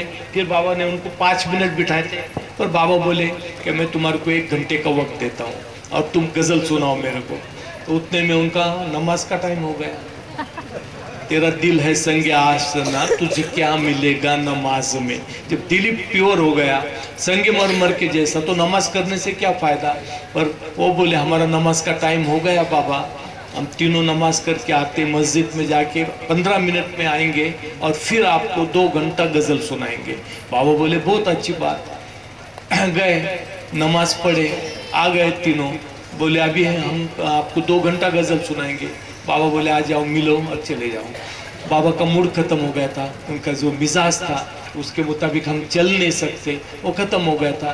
तो ये है अनुपस्थिति, अपसेंट। जब परमात्मा हमारे नज़दीक आता है तो हम अपसेंट रहते हैं। इसलिए परमात्मा जब नज़दीक आता है तो हर मोमेंट, हर क्षण आपने वहाँ पर मौजूद रहना चाहिए। मेरू महाबलेश्वर में थी मेरू ईरानी। बाबा जब हमीरपुर आ रहे थे तो बाबा ने पहले टाइम तो लेडीज़ को दूसरे जगह रखा था, और इस 54 के इसमें बाबा ने जब महाबलेश्वर से बाबा आए हमीरपुर के लिए, तो मेरू को और मंडली जनों को सब बाबा ने अलग अलग काम दिया था। तो मेरा को जो उनके हॉर्स था उसको संभालने का काम दिया पूरे दिल से, नाजा को खाना बनाने का काम दिया, और मेरू को बाबा ने अपना रूम था जो महाबलेश्वर में, उसको 24 घंटा क्लीन करना, साफ सफाई करना, और मेरी मौजूदगी कभी भी मैं आ सकता हूँ ऐसा तैयार करके रखना। तो मेरू ने रूम रोज़ झाड़ती थी, क्लीन करती थी, रोज़ पानी रखती थी कि अभी 10 मिनट में बाबा आ रहे करके। तो ये है बाबा का रास्ता देखना। बाबा आ जाएंगे। हमारा जो मेहरधाम है, हमीरपुर है, इसका भी ख्याल हमको ऐसे तरीके से रखना चाहिए कि बाबा की मौजूदगी है, बाबा वहाँ उपस्थित है। हर मोमेंट, हर क्षण वहाँ साफ सफाई करना, वहाँ पर क्लीन करके रखना। बहुत सारी चीज़ें हम करते नहीं, तो ये है परमात्मा का रास्ता देखना। नहीं तो फिर हम भी बाबा के पास रहने के बाद भी हम एब्सेंटी है, हम अनुपस्थित हैं। सामने तो शरीर है पर मन से हम बहुत दूर चले जाते। तो परमात्मा के ज़्यादा नज़दीक रहने का, उनका ख्याल करने का, क्या परमात्मा यहाँ मौजूद है तो हमारे को हर चीज़ का केयर लेना। जो प्रेसिडेंट बना, जो सेक्रेटरी बना, पूरे दिल से उसने काम करना चाहिए। रांगोली को जब बाबा ने लाइफ सेक्रेटरी बनाए थे नगर सेंटर का, तो बाबा ने बोले थे कि अभी बाबा प्रेमियों का और बाकी लोगों का रोज़ तेरे को जूते और चप्पल खाना पड़ेगा, तैयार रहे जूते चप्पल खाने के लिए। तो हम तो अहंकार में ये एक हो जाते, तो हम जूते चप्पल क्या खाएंगे, हम ही दूसरों को जूते चप्पल मारेंगे। वो हमारे अंदर वो क्वालिटी है, हमारे अंदर बाबा ने बतले वाली क्वालिटी कभी आ नहीं सकती, तो ये आना चाहिए। हमीरपुर के अंदर बाबा जब भवानी प्रसाद निगम के घर गए, वहाँ पर बाबा ने मैजिस्ट्रेट के घर में बाबा रुके और बाकी लोगों के मंडली के लोगों को भवानी प्रसाद के वहाँ पर रुके। और एक दिन बाबा उनके घर चले गए, हमीरपुर में घर चले गए तो नाना खेर खाना खा रहे थे। तो नाना खेर थोड़े धीरे धीरे खाना खाते थे। तो बाबा ने बोले उनको कि तू 2 दिन लगाएगा खाना खाने के लिए, तू जल्दी खाना नहीं खाएगा, तेरे को 2 दिन लगेंगे। खाना खाओ, पेट भर खाओ, पर जल्दी करो और जल्दी खाओ। फिर शत्रुघ्न कुमार थे, उनके मुंह में खाना था तो पूरा, तो बाबा बोले तू तो खाते ही रहेगा, तू छोड़ेगा नहीं खाने को, तूने तो पूरा भर लिया, खा अच्छे से खा, पर जल्दी खा और तैयार हो जाओ। और फिर बाबा ने क्या बतलाया कि मैं क्या करता हूँ, पेट भरने देता हूँ। शरीर के लिए खाना आवश्यक है, शरीर के लिए खाना आवश्यक है, पर दूसरा बाबा ने बोले कि मैं मन को भूखा रखता हूँ। जब मैं टीज करता हूँ, मैं छेड़ता हूँ किसी को, तो शरीर को मैं पूरा खाद्य देता हूँ, पूरा खाना देता हूँ, पर मन के ऊपर परिणाम होता है, एकदम इफेक्ट होता है ना। कभी 50 लोगों के सामने बोल दिए तू इतना खाना खाता है, तेरे को 2 दिन लगेगा, पूरा भर लिया मुंह के अंदर, या तेरे को ये फुर्सत नहीं क्या, तो फिर हमको हर्ट होता है, फिर खाना खाने में भी थोड़ा कम हो जाते हैं, इच्छा नहीं होती कि अपमान हो गया, 100 लोगों के सामने इंसल्ट हो गया। तो ये बाबा बोलते मन को मैं भूखा रखता हूँ और शरीर को खाना देता हूँ। तो ये सबसे बड़ी बात है। भाऊजी भी बाबा के पास थे, आशियाना के अंदर, बॉम्बे के अंदर नरीमन के वहाँ पर थे। तो बाबा जब भाऊजी को बतलाए थे कि 5.5 महीने तक एक ही वक्त खाना खाना, पर पूरा पेट भर के खाना, एक ही वक्त खाना पर पूरा पेट भर कर खाना। तो भाऊजी क्या करते थे, थाली में बहुत सारा खाना लेते थे और किसी को पता नहीं था ये बाबा का आज्ञा क्या है, और बाबा अपने पास बिताते थे। नए नए लोग आते थे और बाबा बोलते थे तू राक्षस है क्या, राक्षस है कि इतना खाता है यार, कितना खाना लिया तूने। और बताने का ऑर्डर भी नहीं था कि किसी को, क्या बाबा ने बोले एक ही टाइम खाओ और एक ही वक्त लो, बार बार खाना लेना भी नहीं बर्तन में से। तो भाऊजी एक ही बार खाना लेते थे। तो बाबा बोलते थे राक्षस है कि इतना खाना खाता, देखो। और भाऊजी खाते, एक दिन खाया भाऊजी ने, 2 दिन खाया, थोड़ा थोड़ा कम होते गया। चौथे दिन भाऊजी ने खाना छोड़ दिया और भाऊजी बाबा को बोले कि आप मेरे को कुछ पैसे दो, मैं बाहर जाकर खाऊंगा, मैं नहीं खा सकता आपका खाना। तो बाबा ने बोले कि तेरे को पहले दिन मैंने क्या ऑर्डर दिया था, कुछ भी हो और तू खाना छोड़ना नहीं, एक ही टाइम खा और पेट भर के खा। मेरी आज्ञा तूने तोड़ा, तू लोगों की केयर करता है, लोगों की परवाह करता है, तू मेरी परवाह नहीं करता है। तो तूने मेरी परवाह करना सीखना चाहिए। हम क्या करते, हम दुनिया की परवाह करते, सोसाइटी की परवाह करते, लोग क्या बोलेंगे, सोसाइटी क्या बोलेंगी, उसके पीछे हम जिंदगी भर पूरा 84 लाख लाइफ जिंदगी हम दुनिया के पीछे दौड़ते रहते हैं। हम दुनिया के, हम बाबा के कब होंगे, इसकी शादी में जाना, उसका मृत्यु होगा तो जाना, उसके अंदर ही हमारा पूरा लाइफ चला जाता है। इसका बर्थडे है, जाना इम्पोर्टेंट है, नहीं गया तो उसको बुरा लगेगा। 700 करोड़ लोगों को बुरा लगेगा, उसके पीछे हम दौड़ते हैं, पर इसको बुरा लगेगा वो कभी हम माइंड में भी नहीं लाते कि मेहर बाबा को बुरा लगेगा। तो हमको मेहर बाबा की परवाह करना है, हमको 700 करोड़ लोगों की परवाह नहीं करना है। 700 करोड़ लोगों की परवाह करते करते हमारे हालत ऐसे हो गए। सब डिजीज है हमारे, जो बीमारी है, सुख है, दुख है, पाप है, पुण्य है, अच्छा है, बुरा है, ये सब हमारी बीमारी है, मन की बीमारी है। और इसके मन से हम इतने विकारी हो गए, इतने वीक हो गए कि फिर हमारा ये स्थिति जो है हमारी सबकी, मैं भी आप भी सब हमारी स्थिति है, विचार कर करके हम थक गए वाले, फिर भी हम लोग छोड़ते नहीं हैं। इसलिए अभी हमको, अगर मैंने गलत काम किया, अगर बाबा का नहीं सुना तो बाबा क्या कहेंगे, बाबा क्या सोचेंगे, सिर्फ बाबा का सोचना है। इसको बोलते हैं बाबा से प्रेम करना, इसको बोलते हैं बाबा की आज्ञा पालन करना। हम ना बाबा से प्रेम करते, ना बाबा की आज्ञा पालन करते, और फिर बाबा बाबा बाबा बाबा करते रहते जिंदगी भर।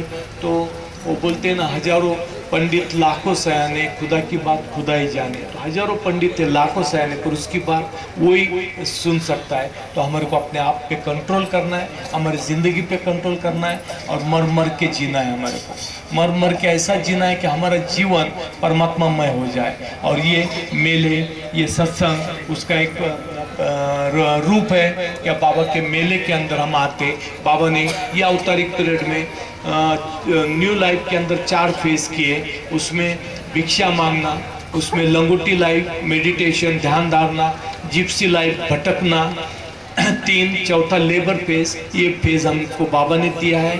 और दुनिया के लिए बाबा ने सेंटर जो है यानी हृदय, इसलिए मेहरधाम नाम दिया है, मंदिर नाम नहीं दिया है, मस्जिद नाम नहीं दिया है, मंदिर नहीं दिया है। उनका धाम है, उनका हृदय है ये। और बाबा ने ये टाइम पूरे दुनिया के अंदर सेंटर स्थापित करने के लिए बतलाया, और वो है सत्संग। सत्संग के अंदर हमको परमात्मा मिलेगा। हम सामान्य लोग हैं, कॉमन लोग हैं। मंडली के लिए जीवन अलग था, मंडली का लाइफ अलग था, पर हम सामान्य कॉमन लोगों के लिए सत्संग से बढ़कर कोई भी चीज़ नहीं है। और जहाँ जहाँ भी सेंटर है, हफ्ते में एक बार होता है, हमको वहाँ जाना जरूरी है, वहीं हम उनसे बंधेंगे। वो बोलते हैं ना, कबीर का लड़का बोलता है, चाकी चाकी सब कोई कहे, खिली कहे न कोई। चाकी चाकी सब कोई कहे, खिली कहे न कोई। खिली से जो लागे रहे, बाल न बाका हुए। तो खिली से उनका दामन है, और वो दामन से हमको मजबूती से पकड़े रहना है। इतना मजबूती से पकड़ना कि वो दामन छूट न पाए। और जब वो दामन को पकड़े तो 700 करोड़ लोग हमारा कुछ कर नहीं सकते, दुनिया कोई कुछ नहीं कर सकती। मरना जीना बहुत बड़ी बात नहीं है। हम ये खुमार तेरे इश्क का है, इसे मौत कैसे फना करे। ये खुमार तेरे इश्क का है, इसे मौत कैसे फना करे। जो मौत के पहले मर गया, जो तेरे इश्क में जिया करे। हम मरे वाले लोग हैं, मौत के पहले हम मर गए। मौत तो बाद में आएगी, पर मौत के पहले मरे वाले पक्के हो जाएंगे। बाबा के लिए जिएंगे, बाबा के लिए मरेंगे। कुछ बाबा ने बतलाई वाली स्टोरीज है। टाइम मिलता है, मैं 3 बजे यहाँ से निकलने वाला हूँ, पर टाइम मिलता है तो फिर मैं वो बतलाऊँगा। वहाँ पर जो सभागृह के अंदर नहीं मिलता है तो फिर नेक्स्ट इसमें ये करेंगे। अभी है कुछ टाइम है, अभी 5 मिनट और बोल दें। 5 मिनट एक बोलूँ। परमात्मा का जो आज्ञा पालन करते हैं, हम परमात्मा का सुनते हैं, परमात्मा बतलाता है और रास्ते के ऊपर चलते हैं। तो 2 स्टोरीज है, दोनों बतला देता हूँ। बाबा बतला तो पहली एक गृहस्थ था, अपने मर्जी से और उनके मर्जी से क्या फर्क होता है। अपने मर्जी से अपन जीते हैं, 84 लाख लोग योनि लेते हैं। अपने मर्जी से जीने वाला कितना लेता है, 84 लाख योनि में घूमते रहता है, साइकिल रिसाइकिल भटकते रहता है, भटकना छूटता नहीं। और उनके मर्जी से एक लाइफ में छूट जाता है। उनके मर्जी का गुलाम होगा तो एक लाइफ में छूटता है, ना जीना ना मरना।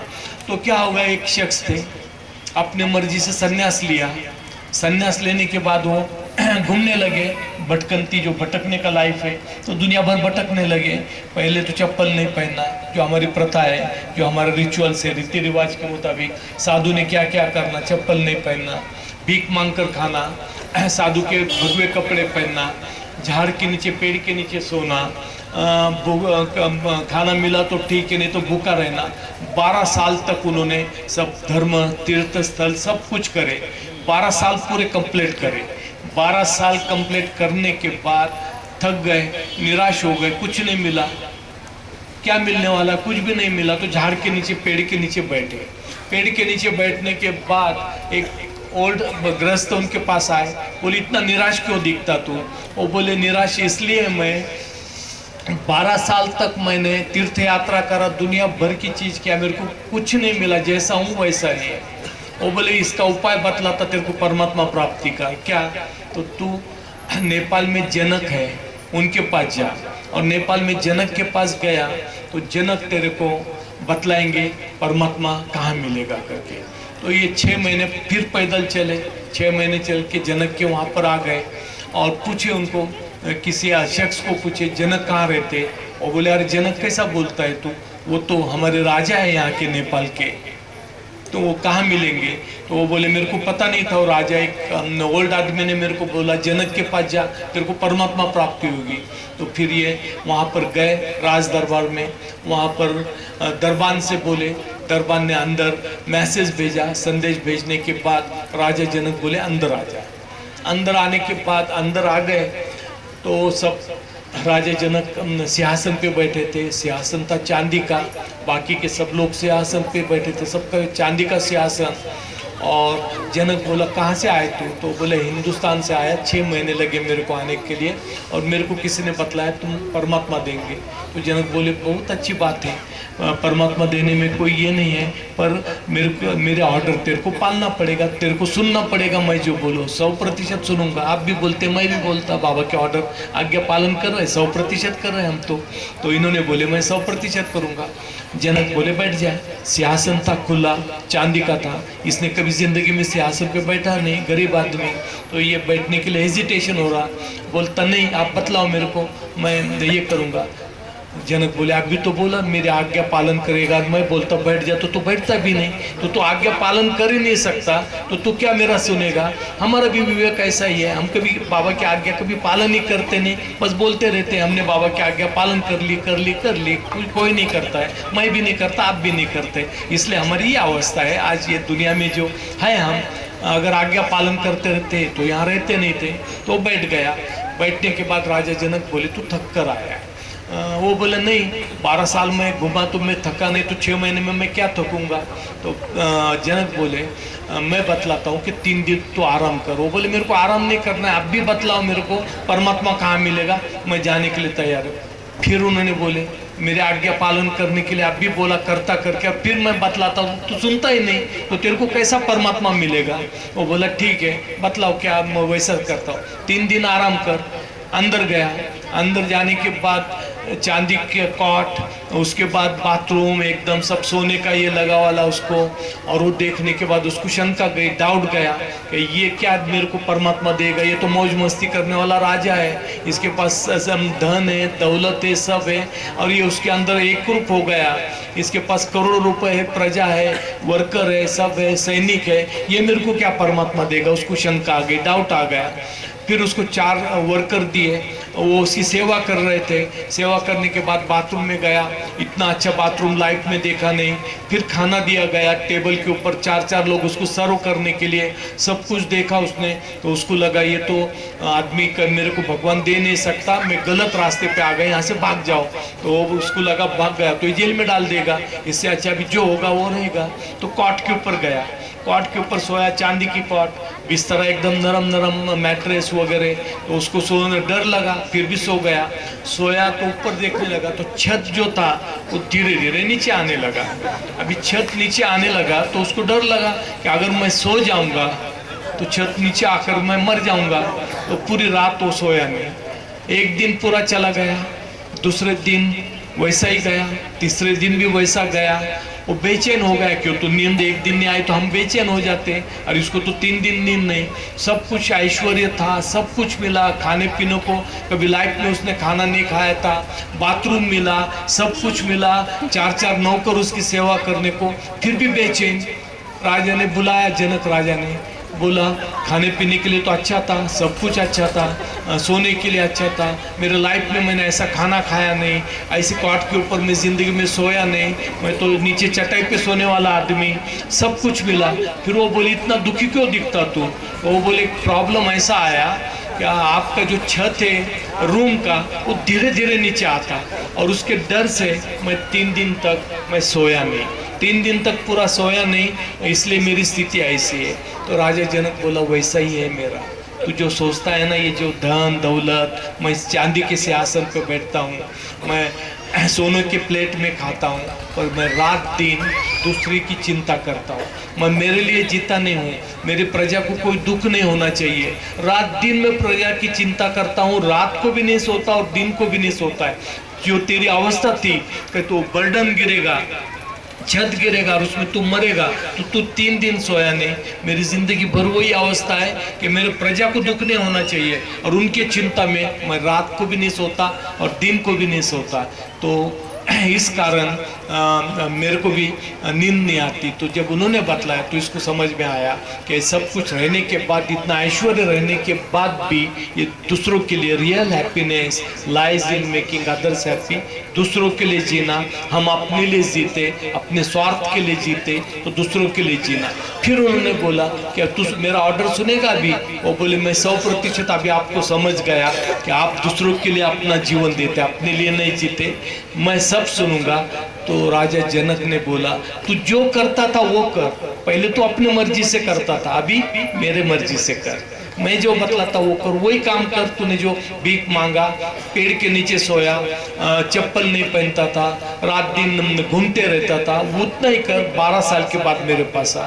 पूरे 12 साल उसने किया और 12 साल के बाद 12 और 12 24 साल हो गए और जनक राजा के पास आया और जनक राजा ने उसको ईश्वर साक्षात्कार दिया।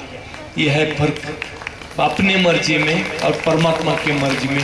उसके विश से हम चलेंगे, उसके मर्जी से हम चलेंगे तो हम क्या करते, अपना विश से चलते और परमात्मा को मानते। हम उसको नहीं मानते, हम अपनी मर्जी उसके ऊपर थोपते। मेरे को बच्चा दे, बच्चे की शादी करा दे, नौकरी दिला दे, कैंसर अच्छा करा दे, सब कुछ अपने फायदे के लिए उसको यूज करते। तो अपने फायदे के लिए उसको यूज नहीं करना है। वो जो बतलाता अपने लिए जो उचित है वो 100% करेगा। पर हम छोटी छोटी चीजें, जैसा बच्चा होता है चॉकलेट मांगता है, बच्चा होता है खिलौने मांगता है, बार बार मांगता है, मदर फादर थोड़े दिन देते फिर उसको कंट्रोल करते, उसके लाइफ के लिए क्या अच्छा है वो सिखाते। ये हमारा पिता है, हमारा माता है वो, और वो जो बतलाता है हमने अपनी जीत, अपना हक हमने छोड़ना है और उसके मुताबिक चलने का प्रयास करना है। दूसरा एक बहुत अच्छा है, निज़ामुद्दीन औलिया थे, वो अपने 40 मुस्लिम भक्त लोगों को पुष्कर लेकर गए, पुष्कर के मंदिर में। अभी पुष्कर के मंदिर में लेकर गए, उन्होंने बोले अंदर चलो, तो वो बोले हम मुस्लिम लोग हैं, हम कुछ अंदर आएंगे नहीं, अंदर आएंगे नहीं। तो ख्वाजा जी बोले मैं मंदिर के अंदर से आता हूँ, तुम मेरी रास्ता देखना, तुम मेरी रास्ता देखना, जब मैं बाहर आऊँगा तब तुम चल बाहर जाना।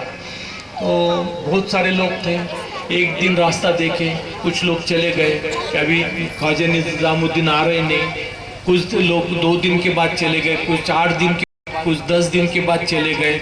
और एक शख्स जो था वो पक्का एकनिष्ठ था कि मेरे ख्वाजा 100% बाहर आएंगे, एक ना एक दिन आएंगे, मैं उनका रास्ता देखूंगा। और वो शख्स को लोग खाना ला कर देते थे, वहीं मंदिर के बाहर बैठता था, वहीं खाता था, वहीं रहता था। 12 साल उसने पूरी तपस्या पूरी की कि एक ना एक दिन मेरा ख्वाजा आएंगे और उसके बाद मेरी जो ऑर्डर उन्होंने दिया, आज्ञा जो दी वो पूरी होगी। और 12 साल के बाद उसको अंदर से ख्वाजा मोइनुद्दीन चिश्ती आते दिखे और उन्होंने देखा उनको और वो गायब हो गए और ये बोला मेरी तपस्या पूरी हो गई। घर गया, घर जाने के बाद कुछ दिन जिंदा रहा और उसका मृत्यु हो गया और उसको ईश्वर साक्षात्कार मिल गया। यह है आज्ञा पालन। अवतार मेहर बाबा की जय। यह है आज्ञा पालन। अगर हम ऐसे आज्ञा पालन करते तो हमारी एक लाइफ, हमारी जिंदगी का मकसद 100% मिलता है, उसका सुनना सीखना चाहिए। अभी बाबा के पास रहने के बाद हम सब बोलते क्या मिला हमको बाबा के पास, सबका यही, बाहर के भी लोग बोलते, रिश्तेदार भी बोलते, पैसा कितने बाबा बाबा करके क्या मिला तुमको, कुछ भी तो नहीं मिला। हमारा लाइफ देखो, हमारे पास पैसा है, हमारे पास धन है, हमारे पास दौलत है, सब ऐश्वर्य, पर तुम्हारे मेहर बाबा करके क्या बीमारी गिरते, सफरिंग ये होता है। तो नारद मुनि थे, लॉर्ड कृष्णा थे, लास्ट स्टोरी बतला आखिरी। तो लॉर्ड कृष्णा थे, तो नारद मुनि ने भी ये बोला परमात्मा प्रियतम आपके पास इतने साल से मैं रहा, मेरे को कुछ नहीं मिला आपसे, क्या मैंने ईश्वर करा, आपका नाम लिया, सब दूर किया, बाबा का प्रसार किया, बाबा की फोटो रखते हम कार में रखते, इधर रखते उधर रखते, पॉकेट में रखते, इतना करने के बाद भी एक्सीडेंट हो गया, पैर टूट गए, इतना होने के बाद भी सफरिंग के अंदर है। तो लोग भी बोलते क्या मेहर बाबा, अरे बाबा करने वाले नहीं करने वाले दोनों मरते हैं, पर दोनों की स्थिति अलग होती है। वो बोलते हैं ना, आए हैं तो जाएंगे राजा रंक और फकीर, आए हैं तो जाएंगे राजा रंक और फकीर। एक सिंहासन चढ़ रहा है और एक बांधे जंजीर, एक सिंहासन चढ़ रहा है मुक्त हो रहा है और एक संस्कार की जंजीर बांधकर घूम रहा है। तो ये फर्क है उसके अंदर। तो नारद मुनि को इन्होंने बोले, लॉर्ड कृष्णा ने, क्या एक जंगल है, और जंगल के अंदर एक छोटा सा कीड़ा है, इंसेक्ट है, उसको तू एक तालाब के पास है, वो घूमते रहता है, तो उसको तू खोज के निकाल। तो नारद मुनि गए, देखे तालाब के पास एक कीड़ा था, उसको देखे तो मर गया। वो मर गया तो नारद मुनि को शौक लगा कि मैंने देखने के बाद वो मर गया कैसा। तो कृष्णा ने तो देखकर आप बोले मेरे को बतला करके, वो मेरे को बहुत चाहता, ये भी बोले उन्होंने। तो फिर नारद मुनि आ गए, बोले आपने मेरे को भेजा, वो कीड़ा मर गया, गलत हुआ, मेरी दृष्टि किसी पे गिरी तो ख़त्म हो जाता है आदमी, वो ठीक भी नहीं है। वो बोले ठीक है जाने दे, अभी एक जंगल में जा, वहाँ पैरेट है, वहाँ पर 2 तोते, एक मर गया, एक ब्रांच के ऊपर बैठा है, तो उसको देख कर आ। ये जंगल में गए, ब्रांच में उसको एक तोता दिखा, उसको देखा उन्होंने, वो भी मर गया। वो मरने के बाद ये आ गए, बोले भगवान अभी मेरे को कोई कुछ नहीं चाहिए, अनुभव भी नहीं चाहिए, मैंने जिसको देखा वो शख्स मर जाता, मेरे को कहीं मत भेजो। वो बोले आखिरी टाइम तेरे को भेज रहा हूँ। एक गाय है, बहुत सफ़ेद कलर की, बहुत खूबसूरत है जंगल में, उसको खोज के निकाल। एक गाय को खोजे और वो भी मर गई। ये आ गया, भी बोली इसके बाद मैं नहीं जाऊंगा भगवंत, आपने जो जो बोला वो मैंने किया, और जिसको देखा वो मर जाता है। तो भगवान बोले ठीक है, अभी मैं एक शादी है, शादी भी वो टाइम पे होती थी, सब आध्यात्मिक लोग रहते थे, कुछ ना कुछ उनमें पावर रहता था, सब कुछ रहता था। वो शादी में तू जा शरीक हो, मैं टाइम नहीं रहने के कारण मैं नहीं जाता हूँ। तो ये शादी में गए, उनके प्रतिनिधि करके गए, शादी वगैरह हो गई, सब ब्राइड ग्रूम, वर वधू सब कुछ ये होने के बाद रात नाइट हो गई। तो वहाँ के जो उनके मुख्य थे, उन्होंने बोले नारद मुनि को कि आज अब नाइट को आप यहाँ रह जाओ, अगर रहेंगे बहुत नाइट हो गई, कल सवेरे चले जाना। नारद मुनि ने सुना तो उसके बाद जो वर वधू थे, शादी हो गई थी उनकी, वो ब्राइड ग्रूम के बाजू में इनका रूम दिया।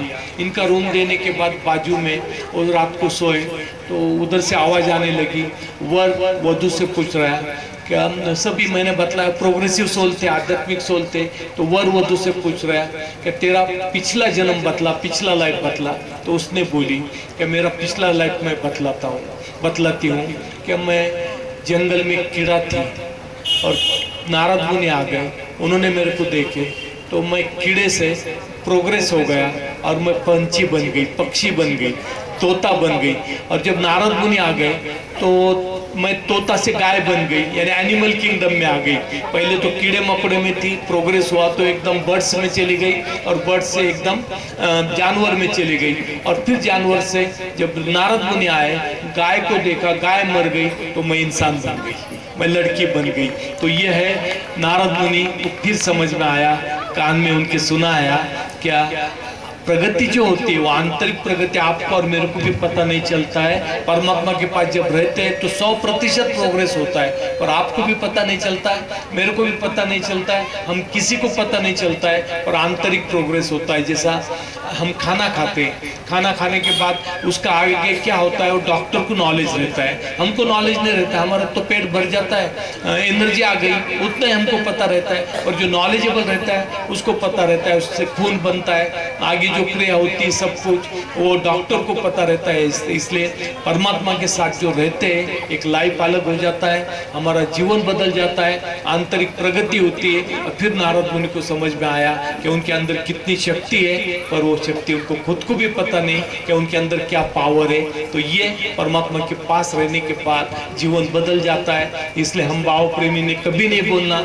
और किसी के बहकावे में नहीं आना कि बाबा के पास रह के तुमको क्या मिला, सब कुछ मिला हमारे को, ये ध्यान में रखना है। क्या मंजिल मिली, मुराद मिली, मुद्दा मिला, मंजिल मिली, मुराद मिली, मुद्दा मिला, कहीं दूर तक फकीरे आशना न मिला, और तेरा नियाजमंद तेरे दर पे जा गया। तो तेरा नियाजमंद तेरे दर पे हम आगे वाले हैं, हमको कुछ करने की आवश्यकता नहीं। लोग सर्च कर रहे हैं, पूजा पाठ कर रहे हैं, शरीयत कर रहे हैं, तरीका है परमात्मा ऐसा मिलेगा वैसा मिलेगा, हमको मिल गया, हमको खोजने की आवश्यकता खत्म हो गई। अभी वो बतलाता है, हम वैसे चलेंगे। अवतार मेहर बाबा की